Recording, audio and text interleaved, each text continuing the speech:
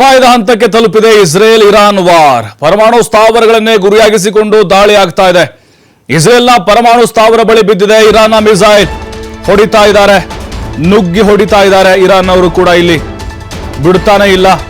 America ಮತ್ತು ಇಸ್ರೇಲ್ನ ದಾಳಿಗೆ ಪ್ರತಿಕಾರವಾಗಿ ಇವರು ಕೂಡ ಅಟ್ಯಾಕ್ ಮಾಡ್ತಾ ಇದ್ದಾರೆ. ಇಸ್ರೇಲ್ನ ರಕ್ಷಣಾ ವ್ಯವಸ್ಥೆಯನ್ನ ಭೇದಿಸಿಕೊಂಡು ನುಗ್ಗಿದೆ ಕ್ಷಿಪಣಿ. ಇಸ್ರೇಲ್ನ ಪರಮಾಣು ಸ್ಥಾವರದ ಬಳಿನೇ ಭಾರಿ ಬೆಂಕಿ ಹೊತ್ತಿಕೊಂಡಿದೆ. ಡಿಮೋನಾ ಪಟ್ಟಣದ ಮೇಲೆ ಇಸ್ರೇಲ್ನ ಕ್ಷಿಪಣಿ ಬಿದ್ದಿದೆ. ಇನ್ನು ಡಿಮೋನಾದಿಂದ 20 ಕಿಲೋಮೀಟರ್ ದೂರದಲ್ಲಿ ಪರಮಾಣು ಘಟಕ ಇದೆ. ಇಂದು ಬೆಳಗ್ಗೆಯಿಂದಲೇ 4 ಕ್ಷಿಪಣಿಯನ್ನ ಇರಾನ್ ಸೇನೆ ಹಾರಿಸಿದೆ. ಖಂಡಾಂತರ ಕ್ಷಿಪಣಿಗಳ ಮೂಲಕ ಇಸ್ರೇಲ್ ಮೇಲೆ ದಾಳಿಯನ್ನ ಮಾಡಿದೆ. ತನ್ನ ಪರಮಾಣು ಸ್ಥಾವರದ ಮೇಲಿನ ದಾಳಿಗೆ ಪ್ರತಿಕಾರವನ್ನ ತೀರಿಸಿಕೊಂಡಿದೆ. ನೋಡ್ತಾ ಇದ್ದೀವಿ, ಇಸ್ರೇಲ್ನ ಪರಮಾಣು ಸ್ಥಾವರವನ್ನು ಟಾರ್ಗೆಟ್ ಮಾಡಿಕೊಂಡು ಇರಾನ್ ಇಲ್ಲಿ ದಾಳಿಯನ್ನ ಮಾಡಿರೋದು. ನೀವು ಹೊಡಿತೀರಾ, ಹೊಡ್ರಿ, ಹೊಡೆಸ್ಕೋತೀವಿ, ವಾಪಸ್ ನಾವು ಕೂಡ ನಿಮಗೆ ಏಟನ್ನು ಕೊಡ್ತೀವಿ ಅಂತ ಇರಾನ್ ಒಂದು ರೀತಿ ಬುಸ್ಗುಡ್ತಾ ಇದೆ. ಇಲ್ಲಿ ಅಂದರೆ